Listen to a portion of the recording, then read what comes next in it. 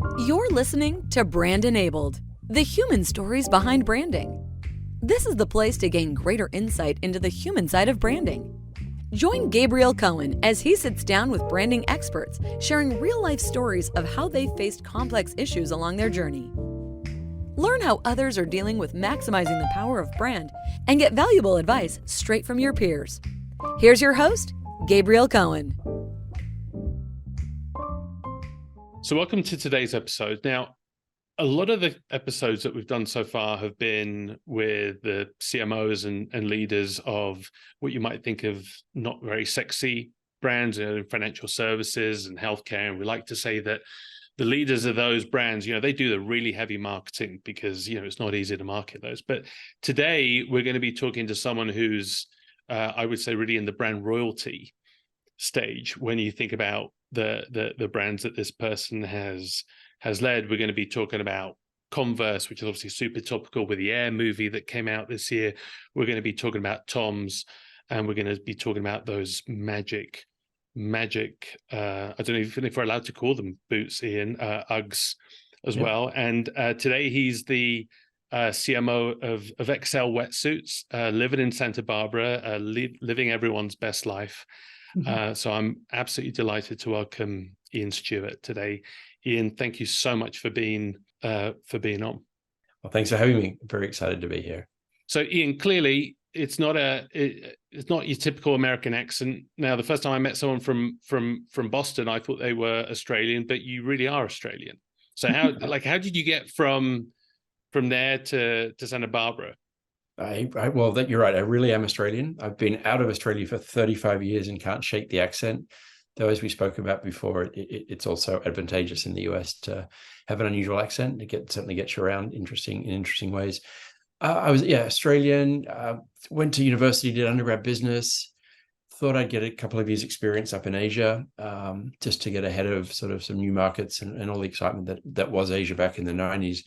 And I haven't been home since. I mean, I've been home for Christmas occasionally, but I haven't moved back home, which is funny. I've never worked in my home country. Shot up to Asia, worked, and we'll get to this, worked for a bunch of amazing brands in all sorts of incredible places, from China and Vietnam in the early 90s before they'd opened up, to the handover of Hong Kong and the changing face of Singapore. So all around, and then got to the US 13, 14 years ago with Nike.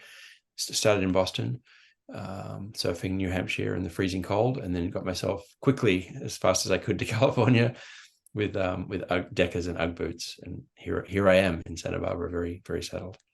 So tell us about even just getting into Nike and how all of that happened and how you ended up on Converse. Yeah, gosh, I've had a career that part by design, part by fortune and network. I've managed to work for some incredible brands. And through that course of working at Coca-Cola, when Coca-Cola came back to Asia and China, and doing a lot of really big stuff, and back then the conference circuit, and you various different meetings, and you meet different people, and you get on radars. And as it happened along the Coca-Cola career, MTV came to Asia for the first time, and they were building a brand new team, and they were looking for people who understood the youth market. And I was the trend manager, so looking at long-range consumer trends at Coke. So I was on radars for that sort of, speaking about that type of stuff. So got snapped up by MTV into the strategy team. It was an interesting journey because over 10 years, we started with one channel in Asia that was all Western music, knowing that the destination was not Western music. Then we ended up with a channel with a hodgepodge of all sorts of different countries of Asian music, which also didn't work because in Thailand, you want to listen to Thai music, and in Korea, you don't want to listen to Thai music, you want to listen to Korean music. So the destination over time was 13 channels, each in their local language.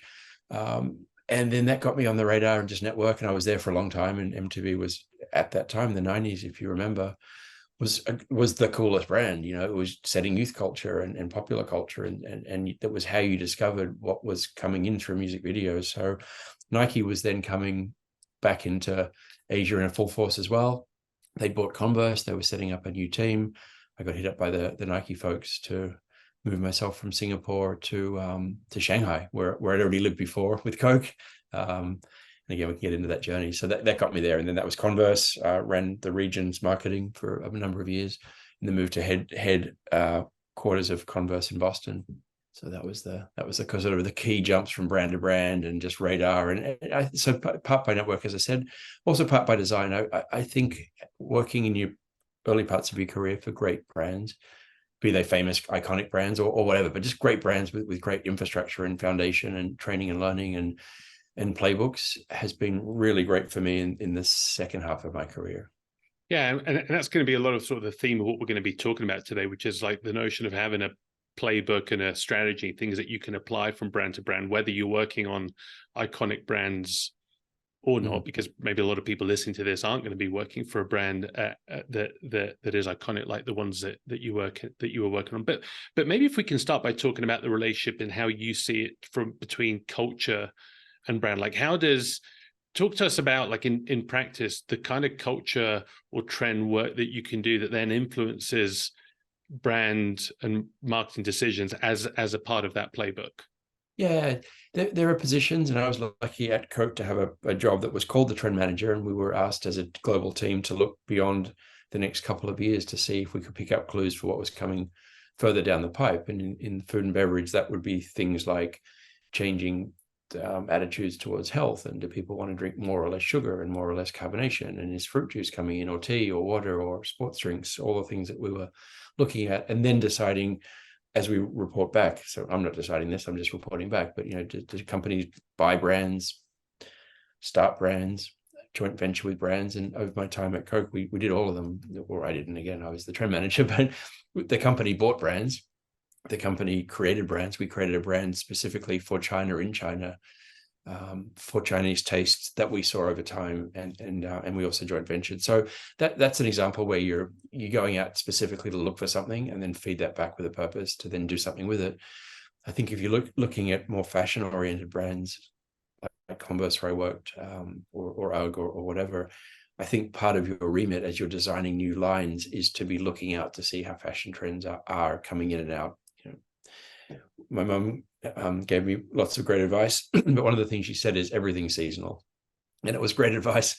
One of the things behind that is working out whether the seasonal ups and downs are within a year or over a couple of years, or some of the bigger trends can be over 10 years or whole generations or beyond. So establishing that and then deciding where you are on the curve, and then working out, how long you can get away with what you're doing now versus needing to change that. I think that's fundamental to any category that's fast moving and reliant on being up to date, particularly in the youth market where it's cutthroat and it's very difficult. In a lot of fashion footwear brands, you're making products 18 months out. So how are you going to know what's the color or the pattern or the trend? And there is a science behind that, but that's part of the reason you're looking out, is to then design stuff. And what was the situation when you arrived at Converse? Was it a turnaround situation, or was it building from a position of strength? Converse was interesting that Nike bought it as a brand that was coming up to its 100th anniversary, and so many different eras of Converse. I mean, gosh, it goes back to early days of the development of the first sneakers and rubber and the East Coast of the United States. And it's a fascinating history lesson if anybody's got the time to get into it. There was times where they were making military boots.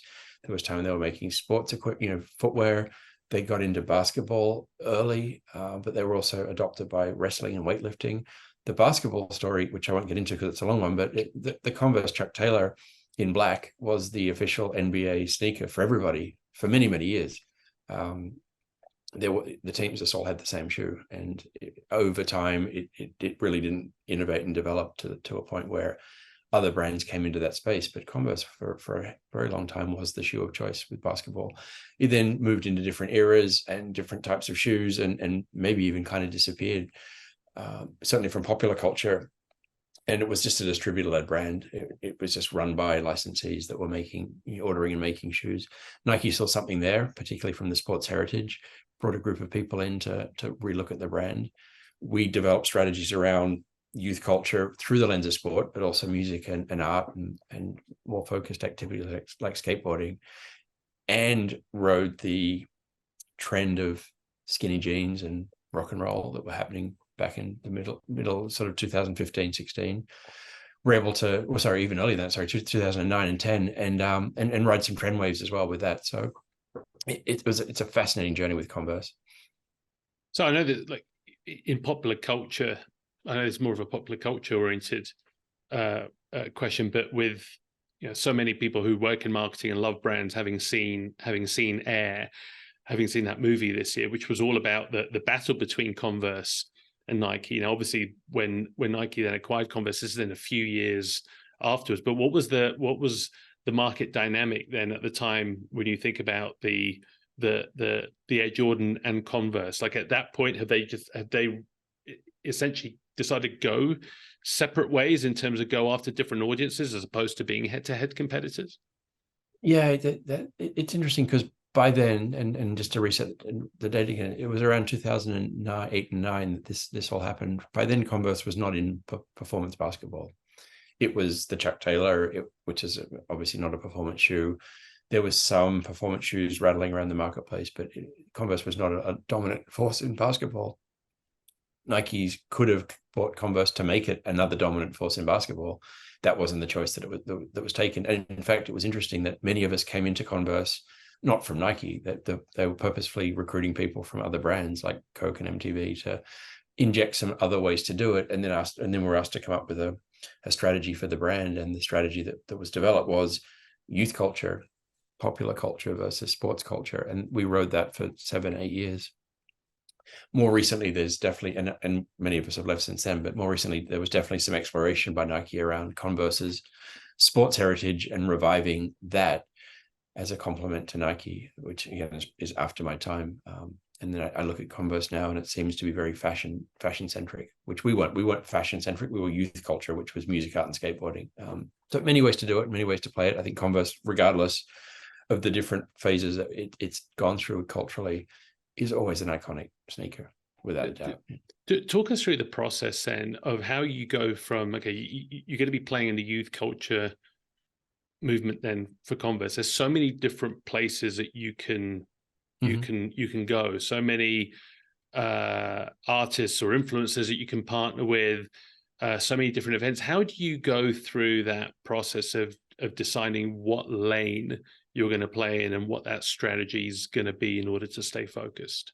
Yeah, and I don't think there are definitely wrong answers, but there are many right answers. And I think what's interesting is picking some lanes, having conviction that yes, there's other ways to do it, but this is the way that we're going to do it. And our particular lens and lane was creative culture. So the overarching idea was creative culture, creative spirits. And then the lanes and the cultural ideas that we had were specifically things like music, art, and skateboarding. And then within music, art, and skateboarding, there were specific nuances. It wasn't all music. It was a type of music. And it wasn't all skateboarding. It was a type of skateboarding. It wasn't all art. It was a type of art. So picking those is one thing. I think what I've learned is sticking to it versus experimenting, changing, tweaking, modifying. I think the best strategies are those that are given a couple of years to really breathe and get going. And then you just sort of, because you're picking up the momentum and the impressions and just trying to sort of land that idea. When you think about the brands that you come in, especially later on where you were in charge of the brand overall, talk about how you go about even analyzing and assessing, like what's the DNA of it? Like when you think about Converse against a Tom's versus an UGG, you talk about the idea that every brand has a very distinct DNA. How do you go about discovering and uncovering what that DNA is? Yeah. The DNA is really the fundamental thing. I think every brand and person has a DNA. So it's something that you do need to excavate and get to the bottom of. And I think that the DNA is made up of functional attributes. A sneaker is a different sort of shoe than a brown shoe or a flip-flop or a winter boot. So defining what a sneaker is, and we had a lot of fun at Converse understanding what a sneaker was emotionally and how that was different from other shoes. And then within the sneaker world, how the Converse sneaker might be seen as different from other sneakers to try and get some differentiation, like versus a Vans or versus an Addy or something like that. So you can't make it up. It is there. You've got to excavate and find it and say, well, asking the right questions to say, well, what makes somebody pick up a Converse Chuck Taylor? What does that say about them? What are they looking for it to say about their style emotionally and functionally, if that's relevant? And you can draw on the past if you want to. One of the things we did say at Converse was let's let's honor the past, but let's not create a history lesson for the brand. I think young consumers are interested to an extent. The brand's got some heritage, but really it's about what you're saying today. And that's the interesting part of the cultural conversation, is you can bend it and change it, particularly through things like music, picking some music lanes and saying that this music is the way we're going to express this brand, and we're going to go down this path. And over time, people are like, okay, well, this brand stands for this and not that. So you start to kind of guide the culture as well, which I think we did. But there was an underlying idea around creativity. There was an underlying idea around, for example, the skateboarding that we were interested in was the more raw and gritty skateboarding. Nike used to say that we were the pirates to their navy, because their skateboard team were all competitive and ours were out in the back streets and alleys. So there was an attitude around it as well. But I come back to the fact that once we landed on these ideas and the nuance, we stuck at it. For all the years that I was there, we had the same style of execution. We tweaked and updated as trends slightly changed, and maybe the artists that we used were different, or the events we lined up with were slightly different. But the ideas we were presenting stayed the same. And so many brands, you see, either they get impatient for results and they quickly change, or the leadership wants faster results and they're forced to change, or they just see so many other ways to do it. And I think, I ended up as the head of brand marketing for Converse, but for the early years I was under a great CMO, and he was right. Let's land it. Let's stick to it. Let's believe in our conviction, and let's see over time how it comes to life. And it did. We grew incredibly well because of it. One of the interesting things is that I think is a lesson to all marketers is, if you just looked at the market size of skateboarders who wear skinny jeans and are out in the back street, and you looked at that and tried to extrapolate the sales based on even getting 100% share, that probably wouldn't have hit the revenue targets. And I think so often brands get caught in this debate, saying, no, we need to expand and extend what our core audience is in order to appeal to them. Can you talk a bit about that? Because I think it's something that really stuck with me when we were talking about this last week. I think this is another great fundamental of marketing. There's many fundamentals of marketing I think we've forgotten or lost. One of them is develop a strategy, stick to it over time, be patient, defend it, tweak the tactics. But things take time to land. They don't land in a minute or a month or a year. So I think that's a really, really critical one. I think defining your audiences in the layers that they exist in is absolutely critical, starting with your core user. You have to know who your core user is, your absolute most loyal archetype muse of a consumer, and both obsess them and celebrate them and use them to inspire other people. But believe that if you get your core right, they will be inspiring to people who aren't like them. And this is the thing, to your point, there may only be 100 people wearing skinny jeans, but if you believe that that's inspiration at the time, they should be able to inspire tens of millions of people. You don't need to chase the tens of millions of people directly. I think that's one of the other mistakes of marketing, is you try and market to every single possible person who buys you, versus saying, well, what's the sharp edge of the spear here? It's who's that muse, who's the core, and believing that they're going to inspire a wider audience. And we spoke before, and I often use the analogy that the very large majority of people who buy and wear Patagonia are not scaling mountains, but Patagonia does a fantastic job in their catalog and their marketing materials of showing you mountain climbers and big wave surfers and people who are doing quite extreme outdoor activities. That's not who's the bulk of their customers. If they were to be literal, you'd see catalogs filled with people doing gardening and dropping kids to school and finance bros in New York. Right. And that's not inspiring. So I think there's a lot to be said for knowing who your core is and celebrating them and using them to inspire a wider audience. So that's your core target. You got your marketing target, who you're speaking to. You've got your commercial target, who ultimately is all the people who wear you. The core target of Converse might have been a skinny jean wearing rock and roll or skateboarder in Brooklyn. The marketing target might have been all youth who are interested in creativity. The commercial target's anybody with feet. Like the Converse, you can wear them as an infant all the way up to 100 years old. So it's understanding that. That's a great way to think about it in terms of thinking about those three lenses. I think if there's one lesson that's most applicable to, like I said, any industry, any market, including B2B, you don't see enough of this done. in a lot of B2B marketing. I love the point about it's about celebrating the core customer.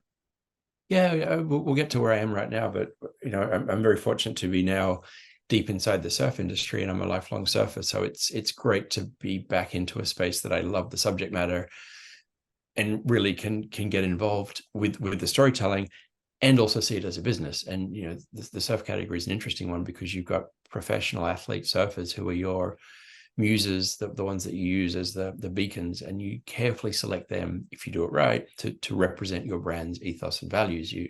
I'm doing this all the time. Right now, the surf industry is in flux. There's a lot of professional surfers on the open market. We could grab anybody, but we're not, because we believe our brand has a particular attitude, DNA, and style. So we want people that represent that. So we say no to 100 and choose three carefully. So that's kind of your core, celebrating through the lens of the pro surfer, and then understanding who our absolute most loyal customers are, both because they've had us for years or they just love us. They're advocates in the surf, and getting them into different loyalty programs and celebrating them and using them as ambassadors. So that's kind of the consumer lens. And then from a B2B point of view, if there's 500 surf shops in the US, we're in over 100, but we have 10 that we say are our pinnacle core, critically important accounts, and we celebrate those accounts. We know them, we visit them, we hang out with them, we put them into our communication materials to show that we have some loyal customers that we love. So I think that's all of that stuff is just that exists in B2C, it exists in B2B, it exists in all the different industries. Is know who's your core buyer, know who your core account, obsess, celebrate, inspire. So talk about Tom's, because Tom's is a very different situation in which you walked in, because that was really a sort of a turnaround story. Yeah. They've all been different stories for different reasons. Coke and MTV were introducing American Western cultural brands into Asia and doing them in a very locally appropriate and respectful way at times where that wave of Western culture was coming in, but consumer wasn't consuming those Western brands in a Western way. They wanted Coke brands, but they wanted it with the Chinese flavor. They wanted MTV entertainment, but they wanted local artists. So that was more an adaptation kind of learnings, particularly being an Australian living in China, marketing to the Chinese or wherever. So you're also at an arm's length, which makes you a curious marketer, but you're ultimately not selling to yourself, right? So that was all that stuff. Getting into Converse was a clean sheet of paper to do anything. It really we could have gone in any direction. We chose a direction and we stuck at it. And I think the learning there is there's no right or wrong answers really. There's just degrees of right and wrong, but it's about having conviction. Our boss taught us to be confident with our conviction and be patient, and things will come. More recently then, going to UGG and then Tom's, they were both iconic brands who were on the decline and who needed to be audited. What made this brand successful before? What's making this brand not successful now? What needs to be stripped away? What needs to be kept? What needs to be retooled or tuned? And how do we get this brand back to growth? The difference is that UGG was part of a public company, and my boss and the team around us were given a lot of latitude by the leadership to set a strategy, and were given the patience to see it over time. And we can get into the weeds on this one, but the UGG turnaround took years, and the first couple were not pretty, and we could have given up. My boss was great. She said, do you believe in this? Yes, we're going to stick at it. She's going to defend it internally, and we're going to be patient externally. And over time, it came to life, because the consistency is something that we miss in marketing as well. The impressions, the consistency, the same thing over and over and over again till it lands with the consumer. So UGG was a great example of proving that it takes time. Going to Tom's, this is just coming to the pandemic, and a brand that was being handed over from one owner to the other, and losing the founder at the same time, and going to the hands of new private equity who, and the reason I bring that up versus a public company is that they have less, their timelines are way shorter. So, their observation was, you did this at UGG, it took 3 years. We want you to do it here. We want you to do it way shorter. And of course, I wanted the project. So I'm like, that sounds great. I can do that. Well, then you get inside and then you say, look, the reality is these things take time. That it takes time to reset a table. Back to impressions. We know it's changing because we're living it every day as a job, but the consumer doesn't think about this brand all the time. So they need, back to classic marketing theory, at least 10 impressions of your new message, hammer it to them all the time to A, show that this is what you mean. You're not going to keep changing it, but B, so it sinks in. So saying to the new owners, it's going to take time. It's going to take a couple of years. And then, of course, the pandemic hits and everything's out the window, and we're also resetting all sorts of other strategies. But it took time.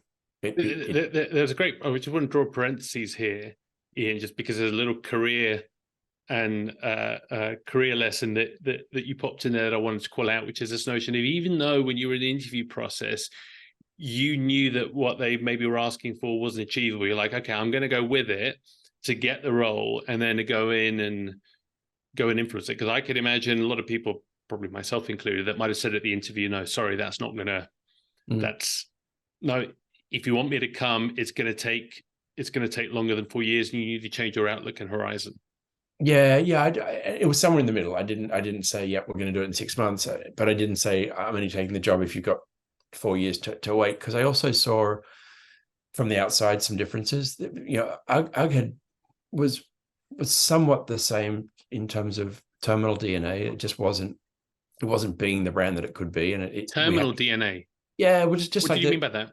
Well, it had lost anything that it had stood for, not through anyone's fault, just that the brand hadn't been nurtured over the previous couple of years. So anything that the brand may have stood for in terms of beautiful products and materials and fashionability and iconic status in footwear had just not been polished, and it was just tarnished, and it needed a shine. So the DNA just wasn't living up to its DNA. And was that because of the marketing, that because of actual product decisions, or sort of combination of both? And trends. I think that particularly in footwear and fashion, trends come and trends go, and brands can often ride great waves to greatness and believe that's going to happen go on forever. And I think if you don't, particularly in footwear and fashion, iterate your product line to keep up with fashion versus saying, no, this is who we are, this is what we make, and you're all going to buy it forever. There are not that many footwear fashion brands. Maybe LL Bean pajamas, we all keep buying them or whatever. But well, I was going to say, Crocs is a great example right now for me that sort of fits in that world where, initially, if you just looked at it and you didn't know what the brand was, similar to an UGG boot, you might say, how on earth is that going to be able to be more than a fad or sustain itself? We've studied that brand for a very long time, so I'm very happy to come back to it, because I think Crocs fed the bonfire with so much celebrity and so much collaboration to get so much instant spotlight and heat and sizzle and almost like the holy crap, here comes another one. Just massive adoption so fast, but it adopted quickly. Well, it was already adopted by a lot of the influencers before all of that happened, but it got adopted by the mass so quickly. They accelerated the trend curve incredibly fast because they just went every week another collab, and some of them were amazing and some of them were shocking, but in general, the spotlight remained on them constantly to mass adoption. No brand can survive mass adoption when the original influencers and opinion leaders who discovered that brand have run for the hills because now every mainstream person is wearing them. We can talk about brands like Birkenstock that kind of can be quite timeless because they don't make too much noise. They're just always there. But Crocs is the opposite. They were very noisy, and now everybody's wearing them. And if you believe that trends come and go because the influencers move to the next thing, skinny jeans, wide jeans, short jeans, long jeans, and they've moved on from Crocs, you have to believe Crocs' lifespan is shorter than not. I don't think it's iconic because it doesn't look classic. It doesn't wear classic. It doesn't speak classic heritage. It's not constructed in a beautiful way or an interesting way for longevity. And it's not that environmental, to be honest. So I don't see it. I see it's a great case study for the opposite reason, which is how fast can you grow by spending all your marketing money on celebrity but then be damned, because I don't think it can be sustained. So whereas UGG, I think there was some stuff behind UGG over 40, 50 years of a beautiful brand, which I know, being Australian, I'm very well aware of how UGGs were originally conceived. Underneath it, it's a luxurious product. Sheepskin is very warm and it's very moisture wicking and it's very comfortable and luxurious to wear. So the basic ingredients of the brand were there to be rebuilt, which we did. We rebuilt the luxury feel of sheepskin away from the classic Ugg boot that maybe had lost its shine into new product iterations, everything from spring summer sandals to apparel. So we repolished the DNA in a contemporary way. One of the classic marketing challenges, brand challenges that you had to deal with at Tom's was this that you see everywhere, is this notion that you had an aging consumer profile, right? So you had to that dilemma of do you double down on the core, or I guess how do you appeal to a new while sustaining your core? Yep, which starts with a really important question, which is, what are we doing to nurture and celebrate that core lady who's been with us for 15 years, who buys a lot of shoes? She's very loyal. She's probably very influential in her group, wherever that may be in the United States. And she's valuable. Her lifetime value is high. So you don't want to walk away from that. That would be a bad decision. You also don't want to age out with that person by only sticking to that consumer as they get older and older. And 50 years later, they may be no longer. So you have to rejuvenate your brand. And I think that's where it becomes complicated in marketing, is how do you appeal to a aging core loyal person and rejuvenate to a younger demographic? That, because again, in footwear and fashion, everybody wants to be youthful and fashion forward. And that tends to therefore be the younger consumer. The most fashion brands epicenter is younger, not older. So how do you do that? That was kind of part of the challenge of Tom. So you add in aging core customer without any rejuvenation over many, many years, a footwear silhouette that it was so out of style that it hadn't really kept up with any contemporary trends around chunky sneakers and big soles and all the bigness of shoes that were happening in 2019 and 2020. That was the opposite of that. It was out of trend. So there's another layer of complexity. And then Tom's was famous for inventing giving, B2C brand, consumer brand, extremely generous giving with buy one, give one. And that was the model that Blake Mikowski invented. His idea was, if you buy a Tom shoe, we'll give one to somebody who needs a shoe in another part of the world. Like revolutionary. But that giving model maybe had evolved into new ways to give. So we had the opportunity to assess that giving model and decide if that was the best way to move forward. We were a new team, new owners, new team. The founder was out. We were able to do anything. The easy thing would be to keep doing what we were doing, just modernize the shoe, keep selling to the core, she'll age, and do minimal changes and make minimal impact. But that wouldn't have set the brand up for long-term success. So we overhauled the targeting to go younger. We put some pieces into place to celebrate the core customer who already existed, major overhaul of the product portfolio to make it modern and relevant. And the hardest thing we did was to change the giving model, which was to update that from giving one-for-one shoes to people in other parts of the world that didn't have shoes, to, for a number of reasons, changing the giving model to giving a third of profits. So a more transparent way of saying the more we make, the more we give. Secondly, giving those profits to domestic charities. So remember, this is the pandemic and all of the issues, the social issues that came about in the United States in 2021, 22. And one of the big issues that came to the forefront was mental health and just equality and equity and being fair. So we shifted to giving profits transparently to domestic charity, nonprofits in spaces like mental health. Massive redirection. That could have been, as we said internally as we launched it, the worst thing we've ever done, or the best thing we've ever done. It was within the zeitgeist of the culture, really well timed to be able to say we're doing this because the world has changed. Pandemic, social injustice, the need for better equity. We're changing everything, and the shoe, and the targeting, and the communication, and the marketing materials. It was a complete overhaul of the brand. It was a different brand, and that is a very, very difficult exercise. And the owners, back to the interview sort of question, said they wanted all that done as fast as possible. We did all of that in 6 months in a public company without a pandemic and any pressure from new owners. You might have spent years tuning all that up, like a brand refresh and a product portfolio refresh and a giving model refresh and a targeting refresh and retail refresh. But we did it all in 6 months. And then I brought out back to my interview point. Now we've done everything on an escalated timeline because we came with playbooks. We know how to do things faster because we've done this sort of stuff before. Now that we launch it into the consumer space, it's going to take time. You can't then, doesn't matter how amazing you make it, unless you do a Crocs. And that's why we talked about Crocs, because the owners were like, well, let's do a Crocs. And we said, sure, we can do a collaboration launch every week with a celebrity like Justin Bieber every week. If you open the checkbook, it costs money. But with what we have, it's going to take a couple of years to land this new brand. That's fascinating.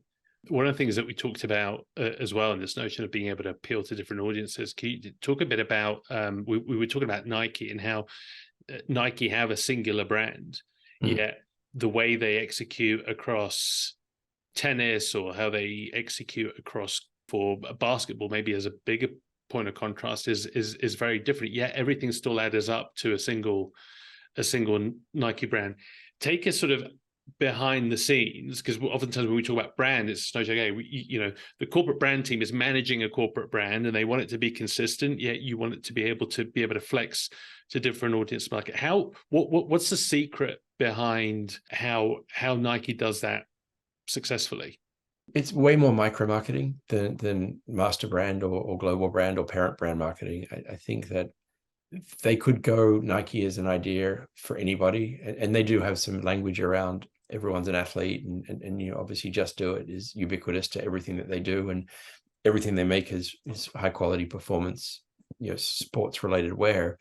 So that's the master idea, and I suppose you could just market to that at a macro level and just continually talk about it as as a large concept. But I think what Nike does really well is they take that idea and then they market it into micro communities. So they execute that idea within the tennis community in a different way than they execute that idea into the golf community or the skateboard community or the basketball or the football.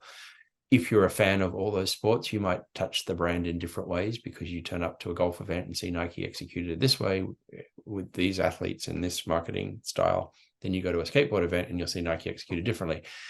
But by and large, I think most people would see the micro execution in isolation and say, well, this is the Nike I love because I love golf, and this is the Nike I love because I love basketball. I think it's really clever. I think that they've done a great job of thinking at the most grassroots level. And I think that a lot of what we did at Converse, by saying our master idea is creativity, the communities we're going to unleash that to music, art, and skateboarding.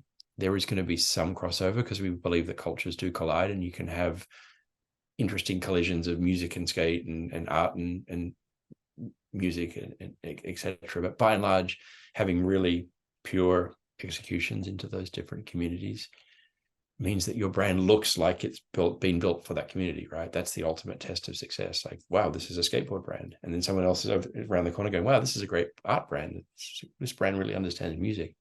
I think that's successful. But I love your play. Talk about your plane analogy as well. Yeah. I think that's an interesting one. That airlines are also the masters at their craft of targeted marketing, because you think about the way that British Airways or Qantas or Singapore Airlines markets their first class, to the first class consumer who is spending a lot of money to be in that Singapore up the front of the plane experience, versus the business class experience, which might focus more on legroom and meals. And then, the economy, which might be a little bit of legroom, a lot of entertainment to take your mind off it, and probably not the meals. And then there might be even a budget offering for the cheaper seats. It's the same airline. It's the same brand. It's Singapore Airlines. And their master idea might be around the best service regardless. But the execution of that idea into economy, business class, first class is clearly handcrafted into that consumer. And they all get on the plane and it's all the same trip to the other end, but they've all had a different brand experience. Having worked across all these brands over many years and managed a lot of different teams, what's been key to you in terms of building great teams? Yeah, I mean, I guess you could get into a lot of what sounds like cliches, but I think that first of all, I believe that we're all adults and we don't need to be micromanaged. I think that we all can work it out, and we are all hopefully mature enough to, if we can't work it out, we'll go and find the solution, either by going to your manager or going to Google, how do I do this?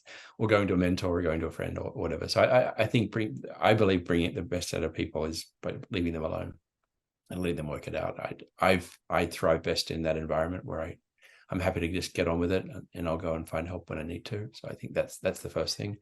I think the second thing, which funny enough is something I did learn specifically at Nike, is respecting people's lanes. It's very easy to have an opinion over every other department because it all seems like, I'm sure the finance team would love to know a different way of doing reporting, or let me just check in on the logistics team and see if I can give them some tips. But, I don't do that because logistics and finance tend to be a little bit more specialty skills. But you and I both know in marketing that everybody thinks they can do marketing. So you need to defend your marketing turf, particularly because everybody's got an idea on, why don't you make it black? Or I think it would look better if the creative looked this way, or have you thought about that? So I think that respecting lanes, makes a better team. Well, I think that to me, the actual question there is, can you give us some examples of how you've done that? Like, what sort of rebuttal or defense have you given? Because if there's one story that you hear that is most common, is what you just said, everyone having an opinion on marketing. So what have been your most successful strategies, and also any that maybe didn't work when it comes to getting people to stay away from that lane? I think you can start getting into somebody's business and see, and when they get a little bit upset, you could certainly have a quiet conversation around, as you can see, nobody really likes other departments getting involved in your business. And I think that can be, that's a little bit passive aggressive and hostile. I think you can have a quiet word with someone to say, listen, I know it feels like we're looking for extra opinions and points of view, but we're actually not. I think that I've got a job to do, and I hopefully know how to do it, and you've got a job to do. Hopefully you know how to do it. I often use what got spoken about quite a lot at Nike, which is, it's like bowling. If we all bowl in our own lanes, we're all going to have a great time. If the minute I start throwing balls into your lane and you start throwing it into mine, it all goes sideways quickly. So I think if we all bowl in our own lane, it's all for the better. So yeah, it's a problem particular to marketing because everyone thinks it's easy. Everyone thinks it's just about picking colors and talent and somehow producing an ad that works. It's obviously way more scientific and complicated than that. So I think keeping your lanes is a big one.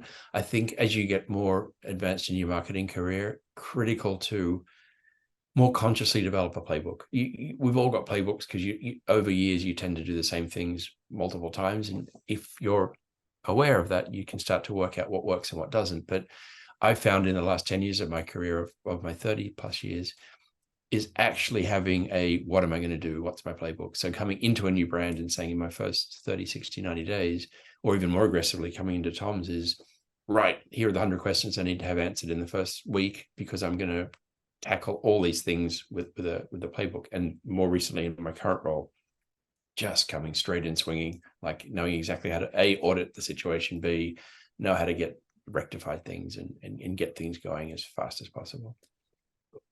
Is it actually written down? Is it printed out? Is it just in your head?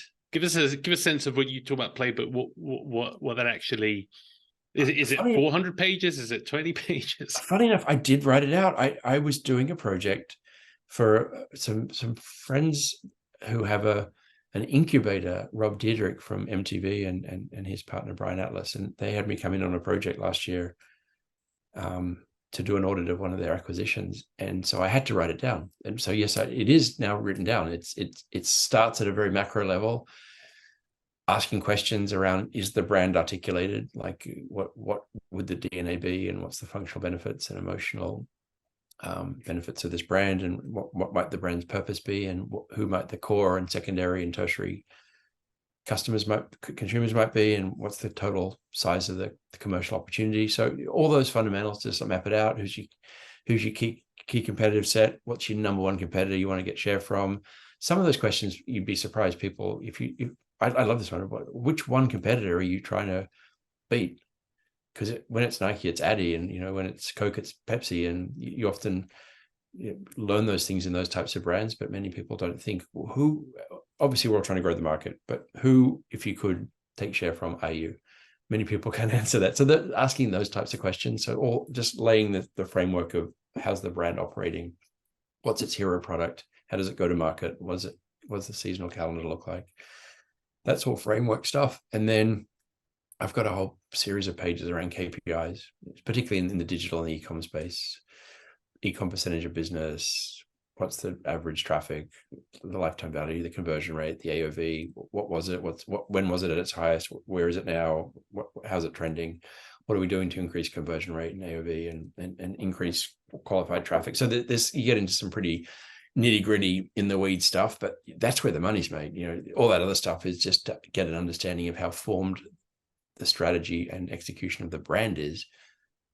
When you're getting into the weeds of e-com, for example, or key accounts for wholesale and all of those different things, then you're starting to make money. And that's the point. When you think about having worked at some of these brands that are so trend focused, what's the importance of having leading indicators or lagging indicators as part of that, right? Because sometimes by the time you get those KPIs, it's like, oops, it's too late.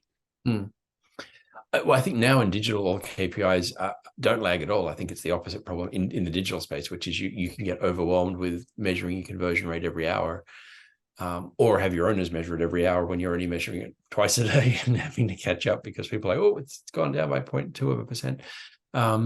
I think that's then getting into a measured situation of having targets, and that's part of the playbook as well. Is you don't need to chase forever. You need to say a conversion rate in our industry or category should be 3. It's currently at 2.5. Anything over 3 is successful. So let's get it there. How do you get it up 0.5 percentage point? And then having a specific tactic and model around that. That's just really good business to make money and maximize and optimize. The other KPIs that are softer end, using examples like UGG and Tom's, is how do you reverse negatives? How do you get more people to say this is a brand that suits my style? How do you maybe don't always need to raise awareness, but certainly raise a positive attitude towards the brand? So you need to be tracking those things over time to see if your bigger idea, the bigger strategy that you've got formed is landing or not. Yeah, I find that sometimes because we talk about the purchase funnel and we talk about the notion of consideration in that middle of funnel, but it was really interesting hearing you say a brand that suits my style. That a lot of thought and strategy probably goes into the specific wording of what that question is to elicit the response, the right response that gives you a sense of that gives you that leading indicator, that predictive or leading indicator to see if we're heading in the right direction. 30 years of doing market research and looking at attitude statement questionnaires that have got 30 or 40 attitude statements, and do you agree, disagree, or 5-point scales, or and then all the conjoint analysis and clustering and segments and all that sort of stuff. The one thing that popped out every single time in every single study forever, in my experience, is a brand that suits my style. How many people say yes? How many people say no? If you can just focus on that and track that one, particularly in a lot of the spaces where style is important. So it may be less important if you're selling refrigerators, but it's certainly very important if you're selling cultural products and fashion and footwear. You don't wear things that don't suit your style, and you don't gravitate towards things that you don't think suits your style. So it's a really perfect intersection of articulating who you think you are and who you think the brand is. So, yeah. But even if you're buying a fridge, or even if it's a B2B, but there's probably some equivalent of that. Yeah. Because it feels like we're so obsessed with the NPS metric at the moment. And no, you're right. You're absolutely right. I should rephrase that. It's applicable in every category. You might think that it's most applicable because the word style is in the statement, that it most suits fashion products, which it does. But you're absolutely right, because it's a post-rationalizing statement as well.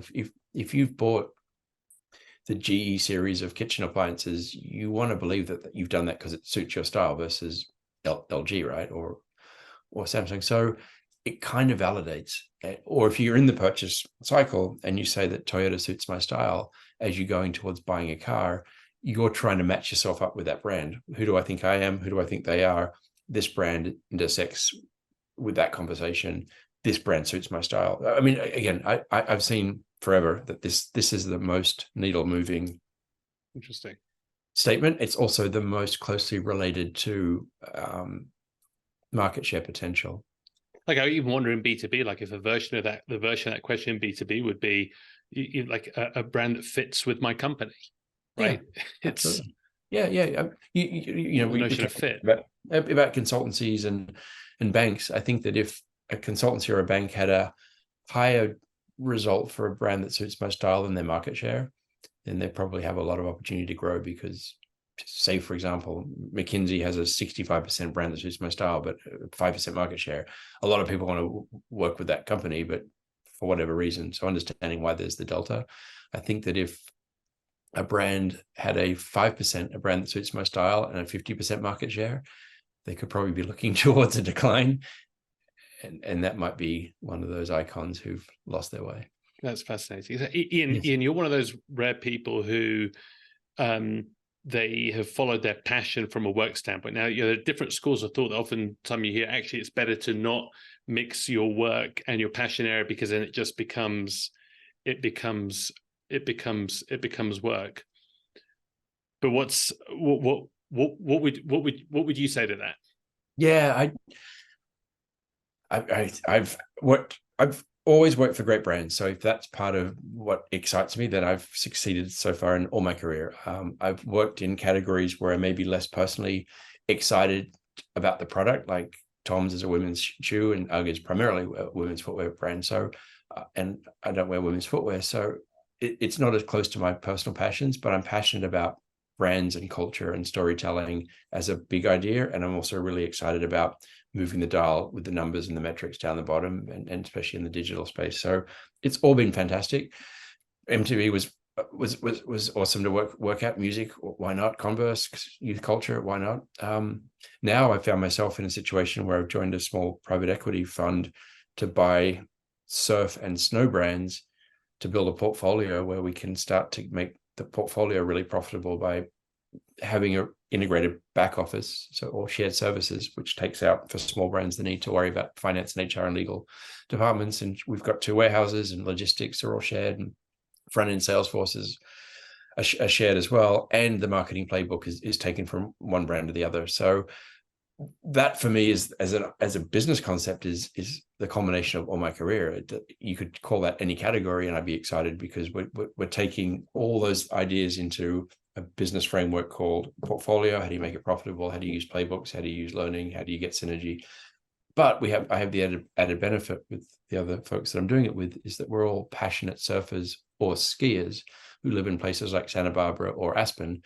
So we're also getting to live categories that we love, which makes acquisition surprisingly easy, because you can, if that's all you've done all your life, it's very hard to fake it with us if you're a surf brand or a snow brand.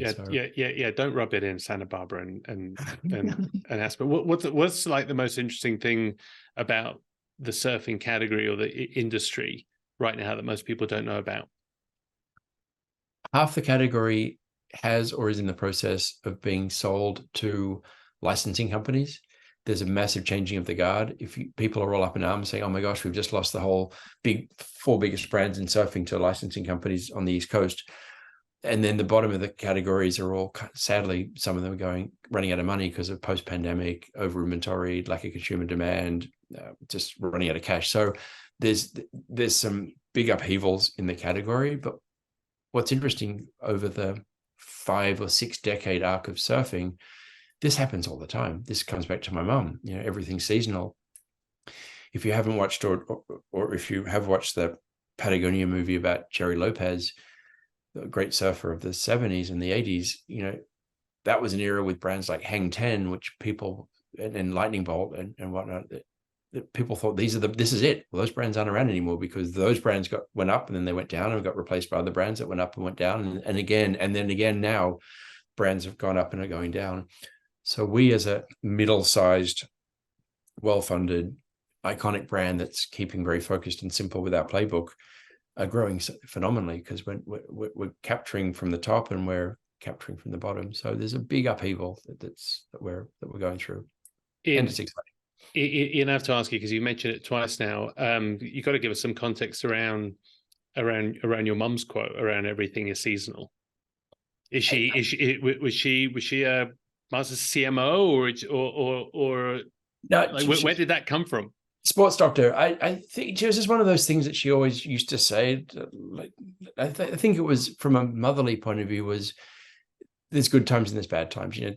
Everything has its season. But I think also that it might have been a reference to, what goes up goes down. It might have been a reference to, everything has its moment in time in the sun. I think it was just a general statement that I've kind of used. Well, it's a lot deeper. It's a lot Yeah. deeper. There's a lot more wisdom. Yeah, no, there's a lot there. I think it is the whole what goes up comes down, if you believe that. But what goes up can come down over hundreds of years or tens of years or months and I constantly come back to that, because now whenever I look at something, I say, where is the thing on the arc? Like, where are we on the social justice arc? Where are we on the political arc? Where are we on the fashion arc? Where are we on mental health arc? Where are we on climate change? Like, everything is on an arc. And I learned this early on at Coke, the arcs are small and long. So that would be a big takeaway, is just constantly thinking about everything you're looking at. Are we rising? Are we peaking? Are we declining? Can we stretch that, change that decline, change its course? Can we slow it down? Like, that's been a big takeaway from all of my career, is like, where are brands on the journey, the up and the down? How do you stay fresh and updated to ensure that playbook is all, I mean, whether it's related to the playbook or not, but that you stay fresh and up to date with everything? Yeah, I'm very curious. I'm looking and studying and interested in watching everything around me, brands and my friends in other brands, and talking to lots of people in other brands and how are they doing things and what are they seeing, and reading the trade press and watching, you know, new things coming in and old things going out. So I'm always looking for all of that, the constant change and flux, and also trying to be simple and focused down the middle. Like, I think that, again, I think we've spoken about this, having a simple, clear strategy and sticking to it means you ride through what is inevitably going to be a lot of chaos and flux and change. And maybe as a final question, what's your sort of biggest advice to, if a young person comes and asks you advice, they're entering into career in business or marketing, what's the sort of the main thing that you tell them? Yeah, I have a 24-year-old son who's 2 years into his career, having gone to great undergrad business school. But I've said to him, for the early days, is put in the hard work and do the learning. And it's not easy in the beginning. You've got to. It can be easy if you don't try hard, but it will be beneficial to your career if you work hard at the beginning and like really get a great boss and mentor and manager and work the long hours and learn the ropes. But work for great companies. And I say this to so many people, like, work for great companies. If you have a choice, great companies doesn't have to be famous companies. It's just great companies that are successful and big, because that means they've got systems and maybe they've been around for a long time. So they've got the playbook and the learning. Cut your teeth in those ones and go to smaller ones and apply that learning later on down the track. And then the other thing I say, which is interesting, is be mobile, particularly in that first 10 years of your career. I've lived in 11 countries, and not always were offered the chance to move that I said, oh, I'm stoked about that. Like, there were some moves I did that I didn't want to do, but the opportunity was too good to not. And I'm thankful for all of the moves I made, because, you know, one door opens 10 more. And I think if you stay stagnant and don't move, particularly early in your career, then I think you're going to miss out. And that doesn't mean just moving to another town or moving to another state, but, you know, moving to another country if you've got the energy and the opportunity to do so. But that moving around, I think, makes you such a great marketer, because you just see it from so many different perspectives, and then the big brands and the small brands and the regional roles and the global roles, and maybe sometimes you're more focused on the wholesale channel and sometimes you're focused on the e-com. Like, having all those perspectives ultimately down the other end of your career gives you that well-rounded experience. Been absolutely delightful to talk to you. Thank you so much for joining. It's a brilliant conversation. Yeah, awesome.